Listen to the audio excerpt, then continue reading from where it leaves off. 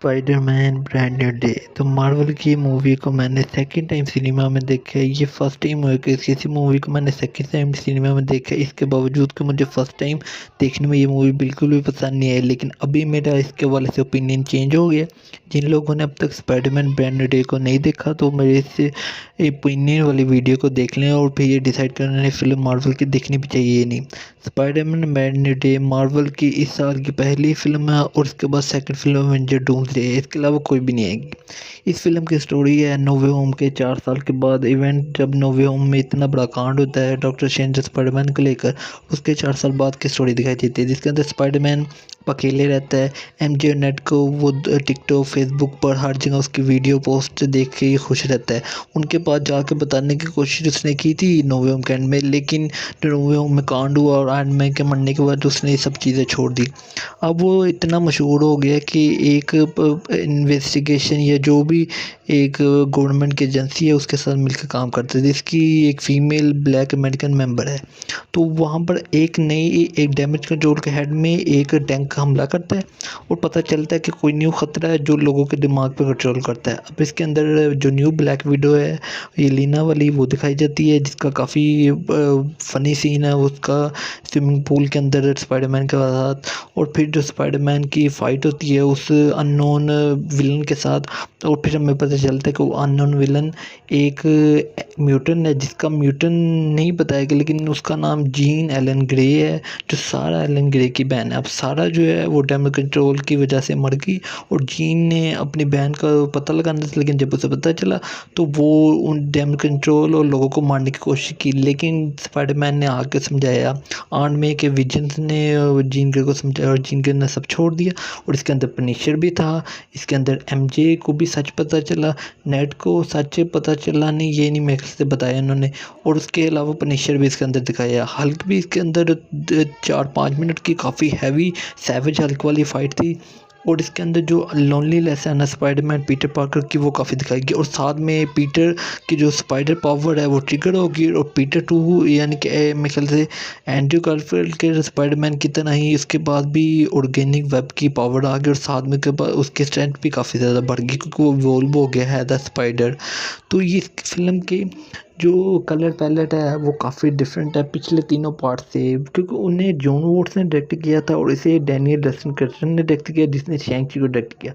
अब जो शैंक-ची है वो बिल्कुल मार्वल की टाइप की फील होती है, जैसे नो वे होम और उसके अलावा फिल्म में, लेकिन डैनियल डेस्टिन ने ये जो ब्रांड न्यू है इसे काफ़ी अलग तरीके से डायरेक्ट किया है। चाहे उसका स्विमिंग दिखाना हो, चाहे इसका कॉस्ट्यूम हो, चाहे इसके अंदर और लोगों के साथ मिलना हो, ब्लैक विडो के साथ, हल्क के साथ, पनिशर के साथ, और फिर जो अपनी विलन और एंटी विलन टाइप की हुई जीन ग्रे, जो अभी स्पाइडरमैन से तो छोटी उम्र की ही दिखाई हुई है।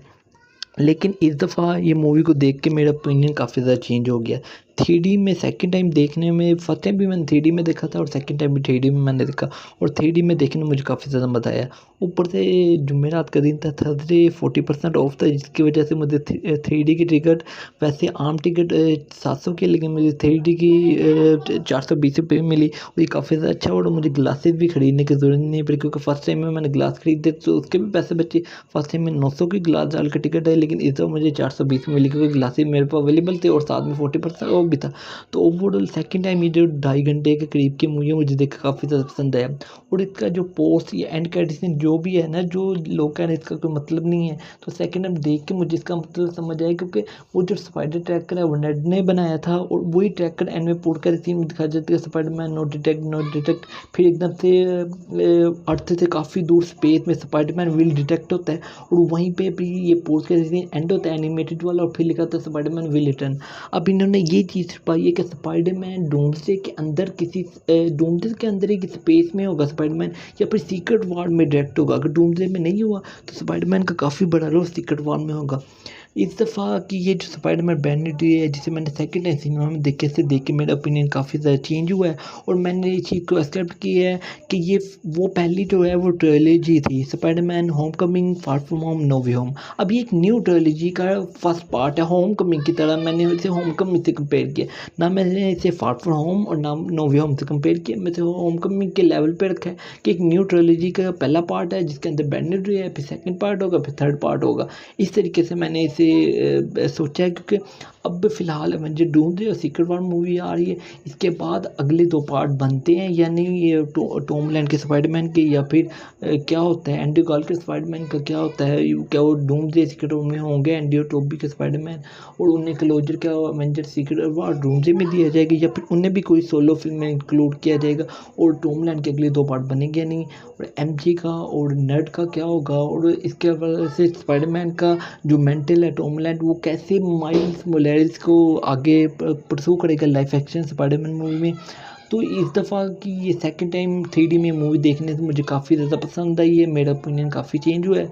आपके लिए भी हाईली रिकमेंड है मार्वल की। आप अगर स्पाइडरमैन के फ़ैन हैं ना, आपको डिसअपॉइंटमेंट तो होगी नो वे होम के बाद इस तरीके का पार्ट देखने से, लेकिन फिर भी आपको इसे एक्सेप्ट करना है और इसे देखना है, और इसकी वजह से आगे फिर एवेंजर डूम्सडे के साथ इसका कोई ख़ास रिलेशनशिप तो नहीं है, इसके साथ बहुत इंपॉर्टेंट फील नहीं होती है, लेकिन फिर भी है द स्पाइडरमैन फिल्म, आपको इसे लाजमी जाके एक दफ़ा तो देखना चाहिए। 3D में देखें, 2D में देखें, इंग्लिश उर्दू जिस भी लैंग्वेज में आप देखें। तो ये था मेरा opinion Spiderman brand new day के वाले से सेकंड टाइम सिनेमा में देखने के बाद।